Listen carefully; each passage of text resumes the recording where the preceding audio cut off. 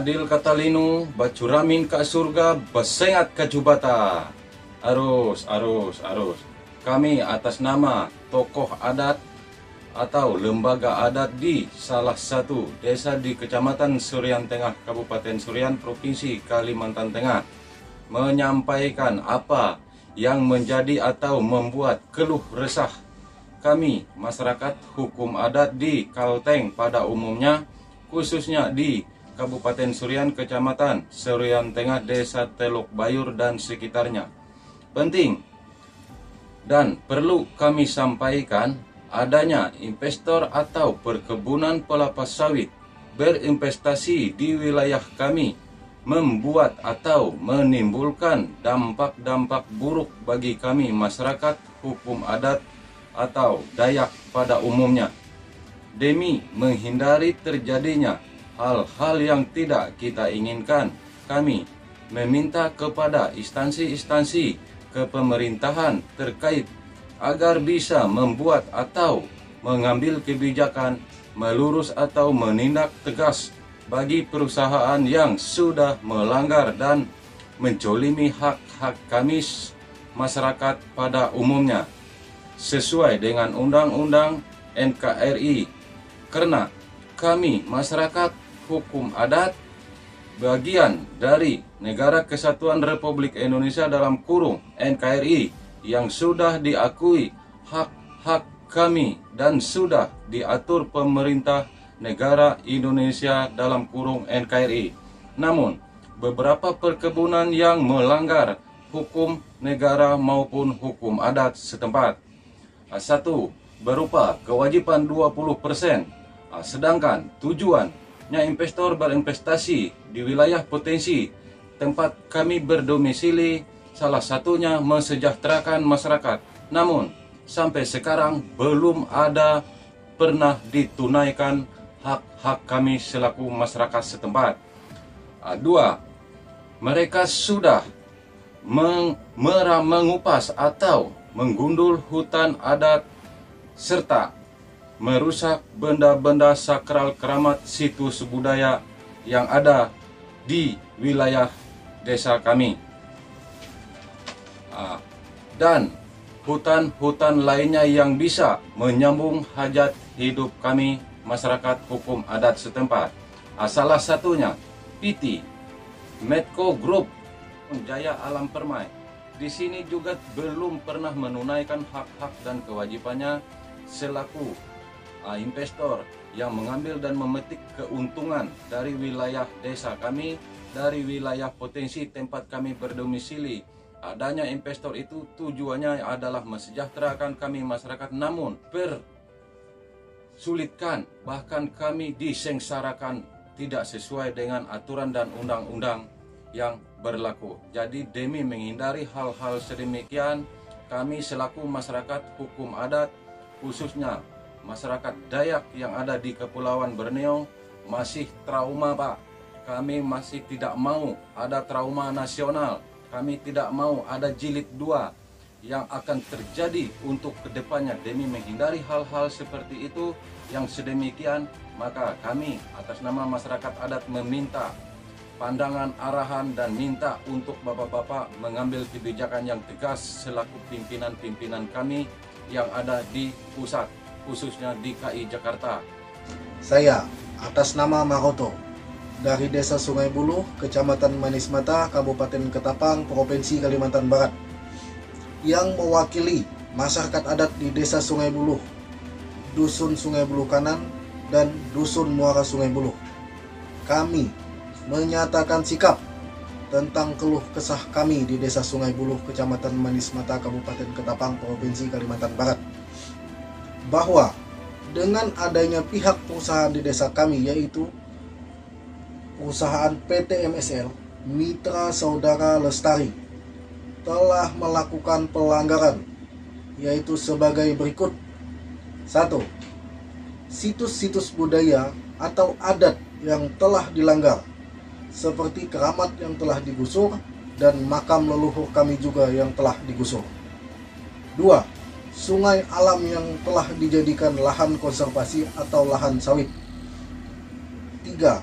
permasalahan tentang perjanjian 20% lahan masyarakat yang sampai saat ini terus menjadi konflik antara masyarakat setempat dan perusahaan. Harapan kami sebagai masyarakat kepada pemerintah yang terkait agar dapat mendengarkan keluhan kami, masyarakat adat Dayak, dan dapat menyelesaikan permasalahan yang ada di desa Sungai Buluh, Kecamatan Manis Mata, Kabupaten Ketapang, Provinsi Kalimantan Barat, dan memberikan keadilan dengan seadil-adilnya sesuai undang-undang yang berlaku di Negara Kesatuan Republik Indonesia, yaitu NKRI. Karena kami masyarakat adat Dayak juga bagian dari Negara Kesatuan Republik Indonesia,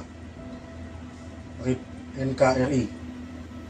Kami ingin pemerintah atau instansi-instansi yang terkait cepat menanggapi permasalahan yang ada di desa kami, demi untuk menghindari konflik antara masyarakat adat Dayak dan perusahaan. Jangan sampai trauma nasional jilid 2 masyarakat adat Dayak pada umumnya. Sekian dan terima kasih. Adil Katalino Bacuramin Kasaruga Basengat Kajibata. Arus. Selamat siang, kami dari tim Sorot hari ini mengabarkan ada beberapa warga khususnya mengeluh, bahkan menuntut perihal beberapa perusahaan investor yang tak memberikan kewajibannya kepada warga masyarakat perihal perusahaan yang berdiri di tanah warga masyarakat yang berada di Desa Durian Kait, Kecamatan Batu Ampar, Provinsi Kalimantan Tengah. Warga masyarakat tersebut menuntut perusahaan yang mendirikan atau menginvestasikan di wilayah, tentunya sudah dimulai dari 2014, bahkan sampai saat ini 2021, di mana tuntutan warga masyarakat tersebut akan kita kupas. Saat ini di samping kita sudah ada kepala desa dari Durian Kait, yaitu Bapak Barnabas.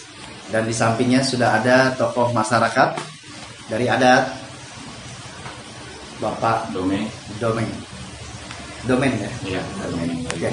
Teluk Bayo. Selamat siang, Pak Kades. Siang. Ya. Pak Kades, dapat informasi bahwa warga Pak Kades banyak yang mengeluh bahkan menuntut perusahaan yang berdiri di wilayah Pak Kades. Tentunya perusahaan tersebut cukup luas karena memakan beberapa hektar yang ada di wilayah Pak Kades. Ini apa tanggapan Pak Kades? Baik Pak, terima kasih. Kita mungkin perjalanan sangat panjang, ya. Mungkin demi masyarakat dan demi rakyat yang di sana. Jadi di sana itu mungkin ada beberapa pihak investor yang berinvestasi di wilayah kita, khususnya di Kabupaten Serian, Kecamatan Batu Ampar, Desa Durian Kait, dan ada beberapa desa juga, Desa Derawa, Teluk Bayo dan Tangga Batu.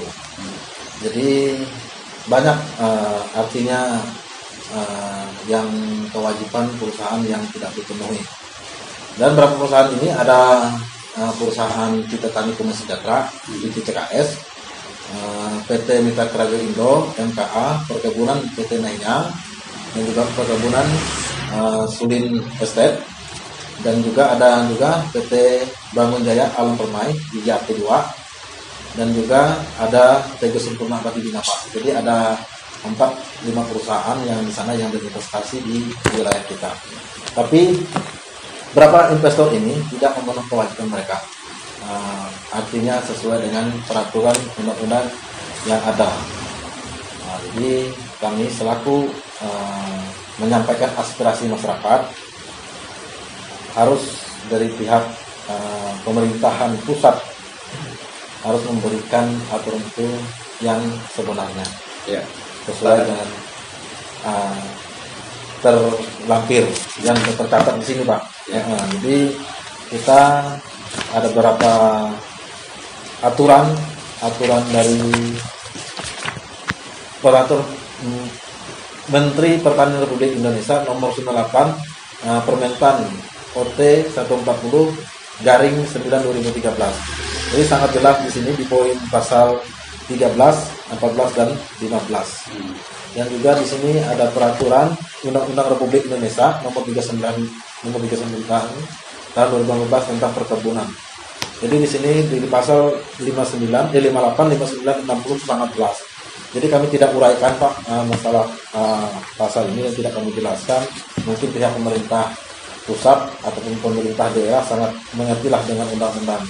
Nah, jadi kami sudah berapa kali Pak untuk memediasikan masalah ini. Kami sudah pertemuan. Ya, pertemuan pertama kami mediasi oleh pihak pemerintah daerah.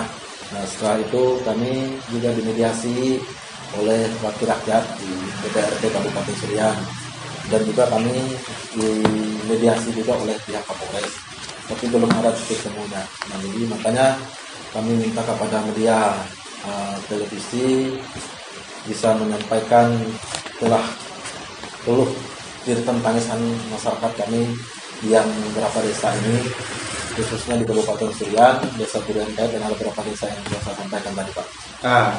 Tuntutan masyarakat perihal 20% tersebut, ya kan? Apakah perusahaan tersebut sudah ada itikat baik? Belum ada Pak. Nah, kalau memang sudah ada itikat baik, tidak mungkin kita akan ke sini. Oh gitu ya. Oke, Pak Kades. Lahan yang investor atau perusahaan-perusahaan yang bergerak di sana jenisnya seperti apa sih? Sawit apa?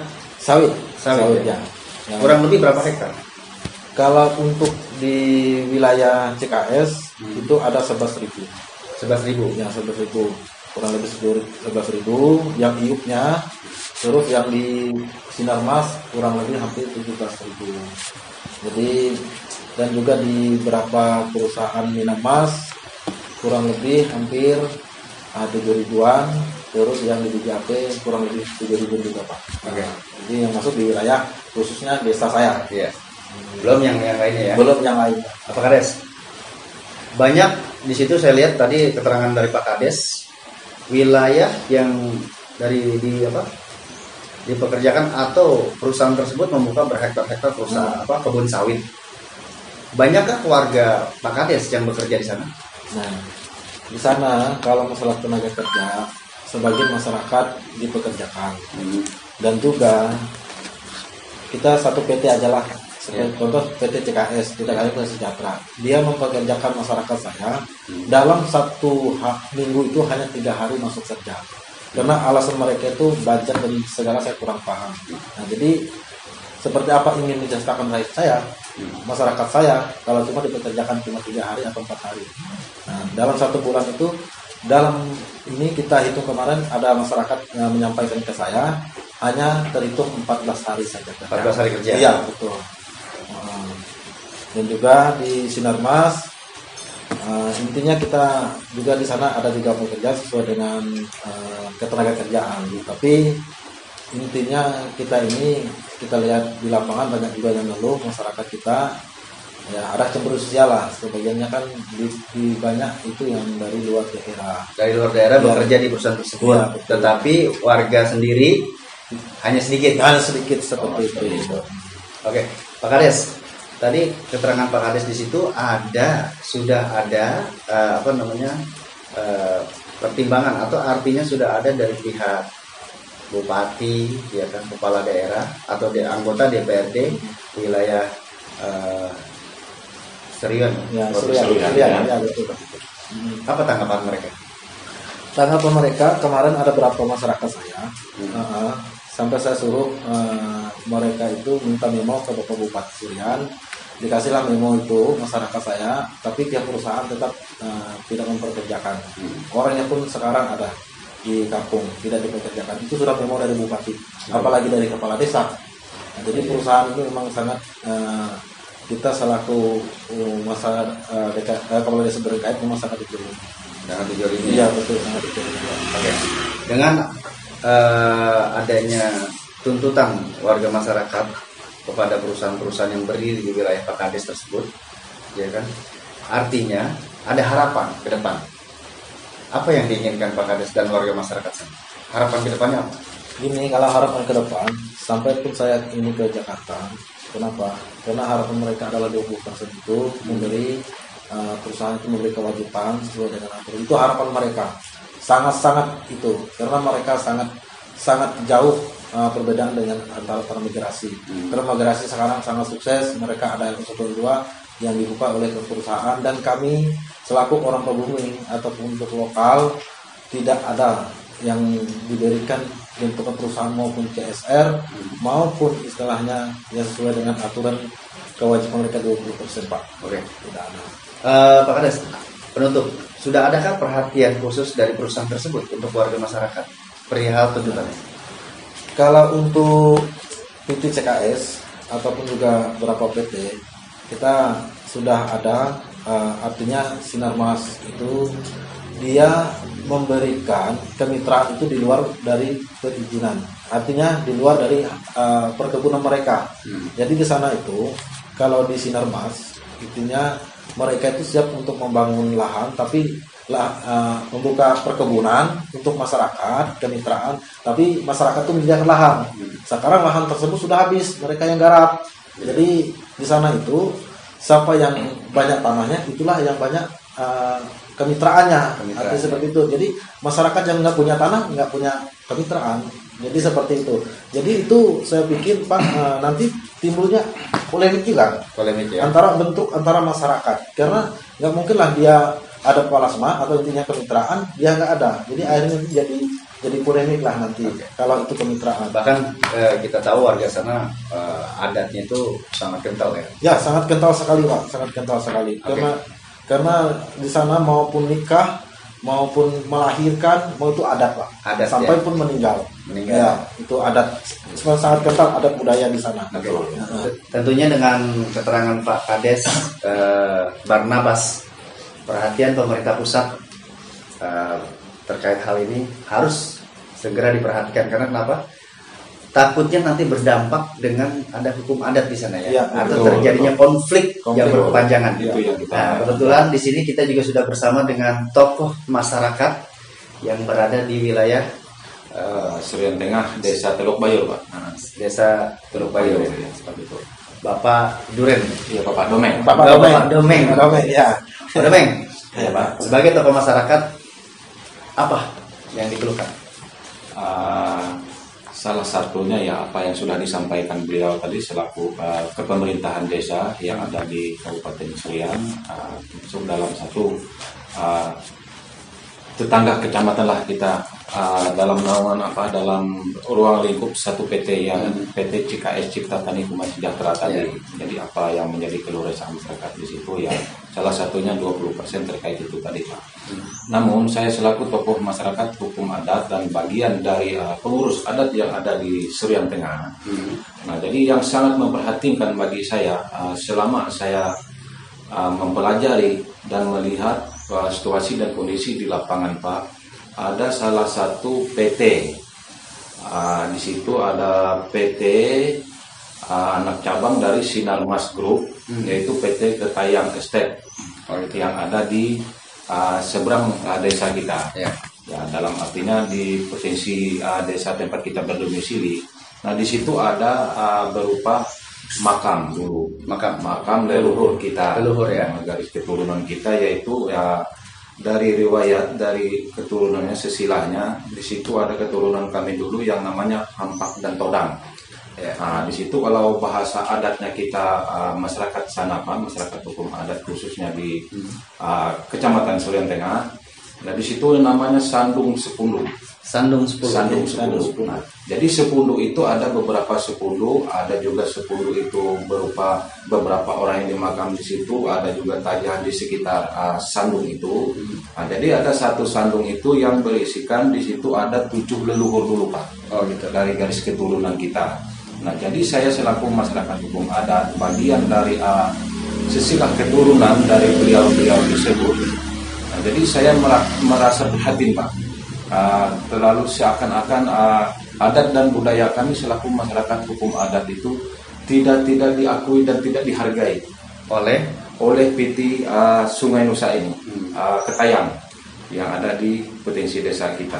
Nah sampai sekarang itu sangat-sangat memicu lah di masyarakat sekitar kita, terutama kan dari ahli warisnya sendiri sudah beberapa kali pertemuan, namun belum ada titik temu dari pemerintah daerah yang terkait dengan masalah adat maupun dari tanggapan dari pihak manajemen yang terkait. Nah dari situ yang saya anukan itu seakan-akan adat dan budaya kami itu dilecehkan, tidak diakui dan tidak dihargai oleh investor-investor yang sifatnya mencari keuntungan di potensi kami. Karena memang kalau kita tahu ya, Pak, wilayah Pak Domen ya, iya Pak, itu adatnya sangat kental. Artinya apapun yang ada di situ semuanya warga masyarakat yang diutamakan pasti adat ya. Iya Pak, betul. Ya. Oke, sekarang Pak Domen melihat hal seperti ini untuk kedepannya seperti apa keinginan? Keinginan kita kedepannya kalau yang sudah terjadi seperti hal yang sudah saya sampaikan tadi, maksud dan tujuan kami selaku ahli waris mintalah hakikat baik dari manajemen tersebut. Jadi seperti apa, namanya benda sudah rusak, tidak mungkinlah kita bisa kembalikan seperti asalnya kan. Nah tapi kita selaku masyarakat adat ini cukup penuh dengan toleransi. Nah soalnya apa?